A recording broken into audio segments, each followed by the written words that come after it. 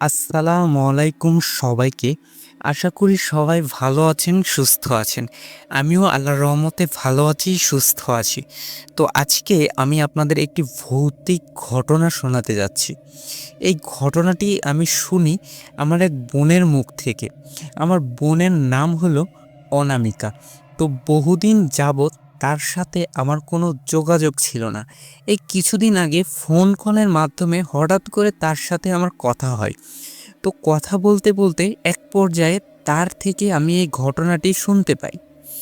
তো ভাবলাম ঘটনাটি হয়তো আপনাদের ভালো লাগবে, তাই আপনাদের সাথে শেয়ার করছি। তো বেশি তর্কে না গিয়ে সরাসরি আমরা তার ঘটনায় চলে যাই। সো আমি আছি নাসিম আপনাদের সাথে। তো চলেন শুনে ফেলি কি ঘটেছিল তার সাথে।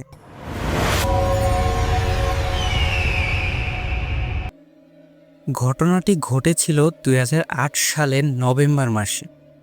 আমার বাবা মারা যাওয়ার পর প্রায় মাসখানেক কেটে গেছে। আমাদের এই পুরনো বাড়িটা যেন কেমন একটা অদ্ভুত নিস্তবতায় ডুবে গিয়েছিল। বাবার মৃত্যুর পর আমার 22 বছরের জীবনটা যেন হঠাৎ করেই থমকে গিয়েছিল। খুলনার বিএল কলেজের স্নাতক শেষ বর্ষের ছাত্রী আমি। ইতিহাস আমার প্রিয় বিষয়। টিউশনি করতাম, কিন্তু বাবার চলে যাওয়াটা যেন আমার সব কিছু ওলটপালট করে দিয়েছিল।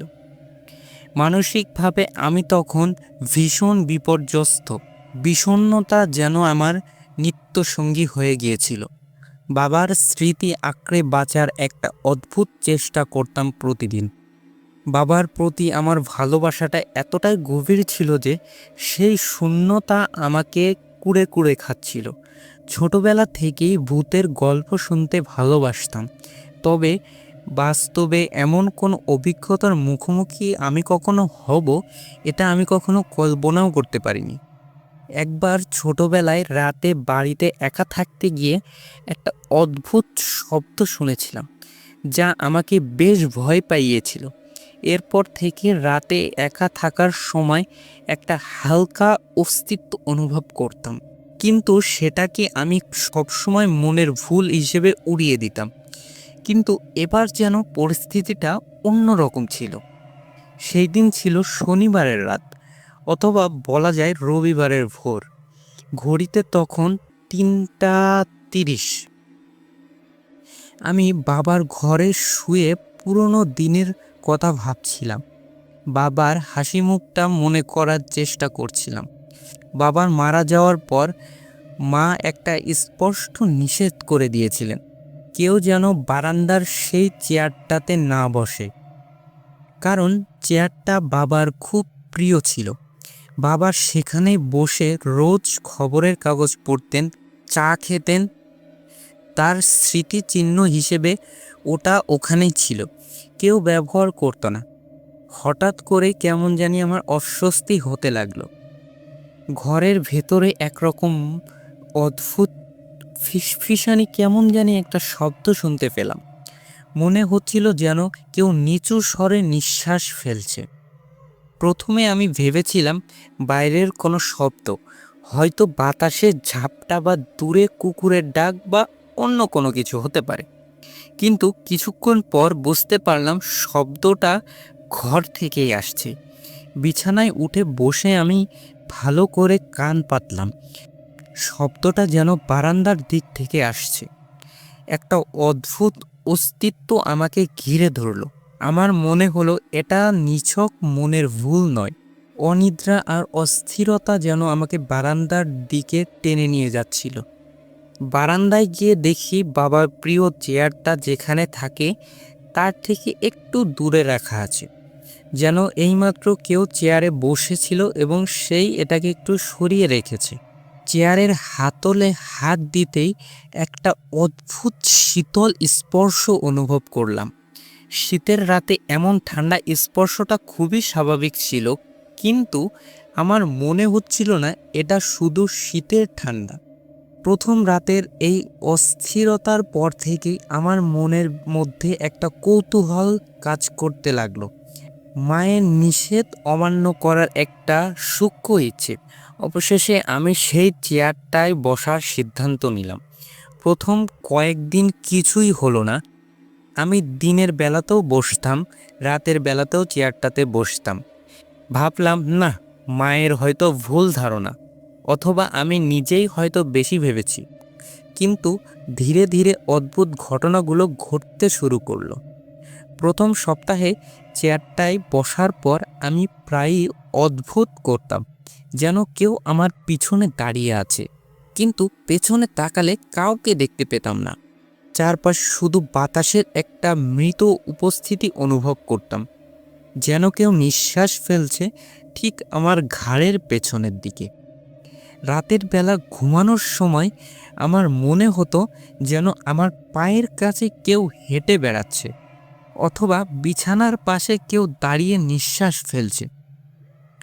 ঘুমটা একদম হালকা হয়ে গিয়েছিল, সামান্য শব্দেই চমকে উঠতাম। দ্বিতীয় সপ্তাহ থেকে ভয়টা যেন আরও বাড়তে লাগলো। রাতের বেলা ঘুমের মধ্যে আমি স্পষ্ট শুনতে পেতাম আমার নাম ধরে কেউ ডাকছে, অনু, অনু। প্রথমে ভাবতাম হয়তো স্বপ্ন দেখছি, কিন্তু বারবার একই ঘটনা ঘটতে থাকায় আমি আতঙ্কিত হয়ে পড়ি। কখনো কখনো চেয়ারটায় বসে থাকার সময় আমার মনে হতো আমার হাত পা যেন অবশ হয়ে আসছে, বা আমার নিজের শরীরের উপর নিয়ন্ত্রণ হারাচ্ছি। হাতের আঙ্গুলগুলো যেন নিজের ইচ্ছামতো নড়ছে না, বা পায়ের পাতায় একটা অদ্ভুত শিরশিরে অনুভব হতো। আমি তখন মনে মনে নিজেকে বোঝাতাম, এটা নিশ্চয়ই মানসিক চাপের ফল। বাবার চলে যাওয়াটা আমি যেন নিতে পারছি না বলেই এমন হচ্ছে। কিন্তু তবুও ভয়টা কাটলো না। তৃতীয় সপ্তাহে এসে ভয়টা যেন আমাকে পুরোপুরি গ্রাস করে ফেলল।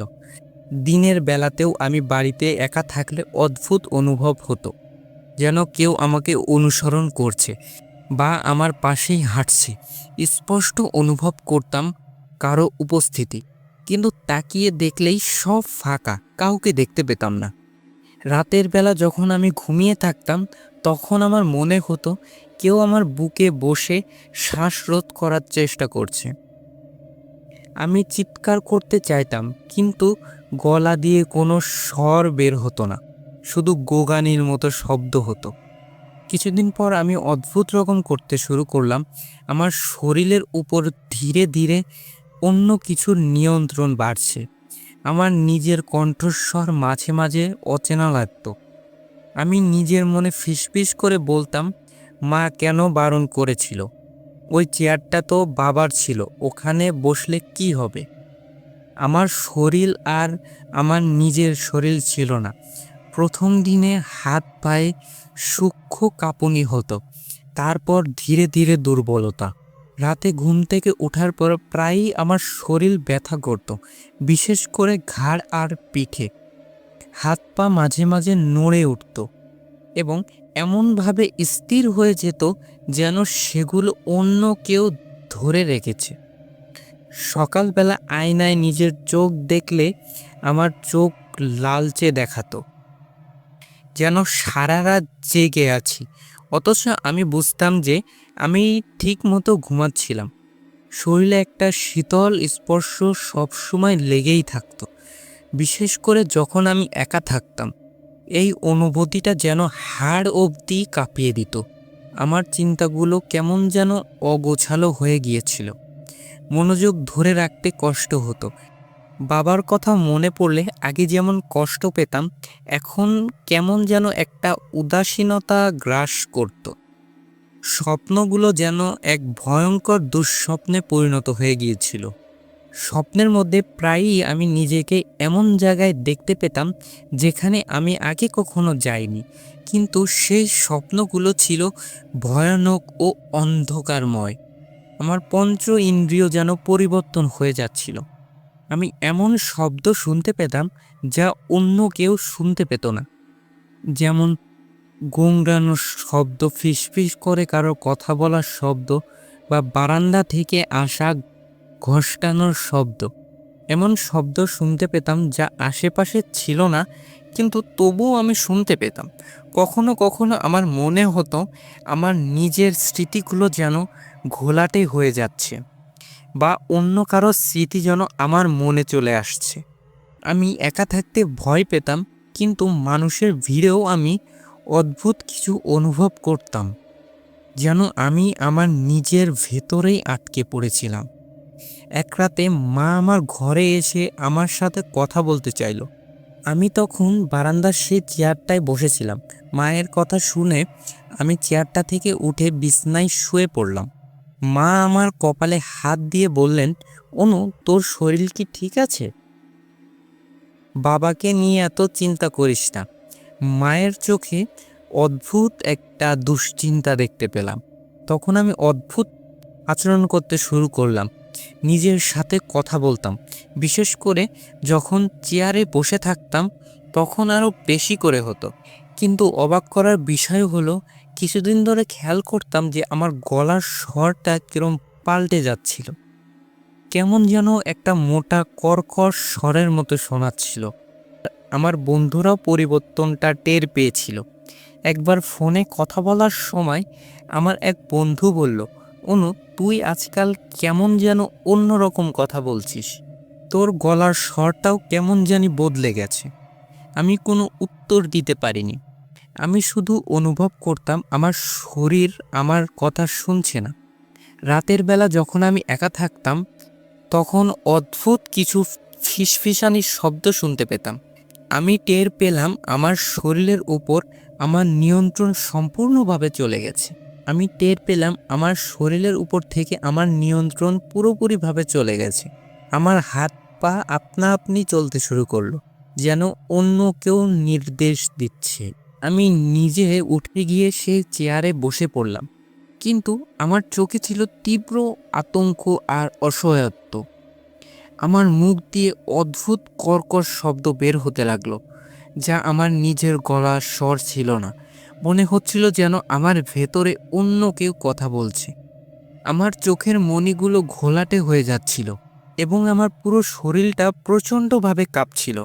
বারান্দার দিক থেকে একটা ঠান্ডা বাতাস এসে ঘরের পর্দাগুলো নাড়িয়ে দিল, যেন কোনো অদ্ভুত সত্তা প্রবেশ করলো ঘরে। আমি চিৎকার করতে চাইলাম, কিন্তু আমার মুখ দিয়ে গোঙানির শব্দ ছাড়া আর কিছুই এলো না। কিন্তু সেই শব্দগুলো যেন মনে হচ্ছিল যে আমার গলার স্বর নয়। চেয়ারের হাতলগুলো যেন আমার মুঠোর মধ্যে শক্ত হয়ে এঁটে যাচ্ছিল, আর আমার মনে হলো যেন চেয়ারের কাঠের ভেতর থেকে ঠান্ডা আঙুলগুলো আমাকে আঁকড়ে ধরছে। সে এখন সম্পূর্ণভাবে আমার শরীরের দখল নিয়েছে। আয়নার দিকে তাকালে আমার প্রতিচ্ছবিকে ভয়ঙ্কর রূপে দেখতে পাই।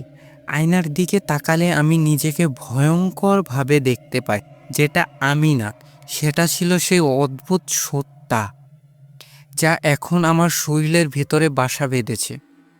আমার মা এই বিষয়টি লক্ষ্য করার পর তিনি এক পরিচিত হুজুরের সঙ্গে যোগাযোগ করলেন।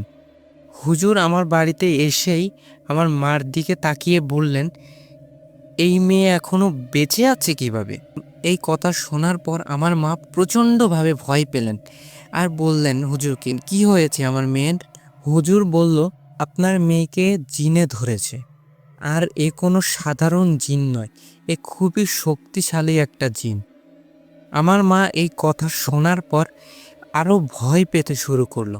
আমার মা হুজুরকে বললেন, এই জিনের থেকে মুক্তি পাওয়ার কি কোনো উপায় নেই?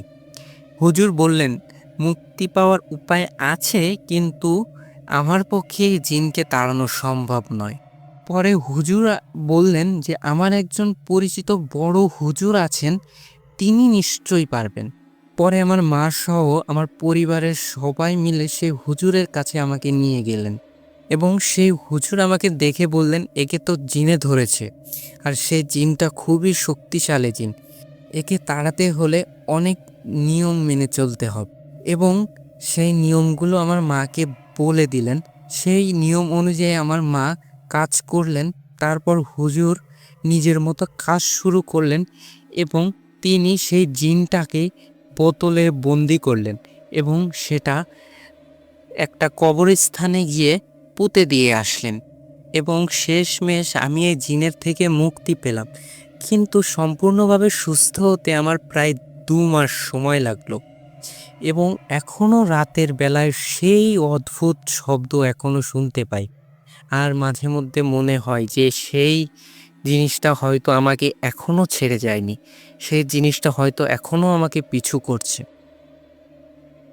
তো এই ছিল আজকের ঘটনা। ঘটনাটি যদি আপনাদের ভালো লেগে থাকে তাহলে আমাদেরকে অবশ্যই জানাবেন। আর যদি ঘটনাটা ভালো না লেগে থাকে তাহলেও আমাদেরকে অবশ্যই জানাবেন। আর আপনাদের যদি এরকম কোনো ভৌতিক ঘটনা থেকে থাকে তাহলে আমাদের ইমেল করে পাঠাতে পারেন। আমাদের ইমেল অ্যাড্রেস হলো pret.com.inbox@gmail.com। তো এখানেই শেষ করছি আজকের ঘটনাটি।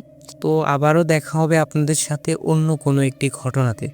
ততক্ষণ পর্যন্ত সবাই সুস্থ থাকবেন, ভালো থাকবেন। আল্লাহ হাফেজ।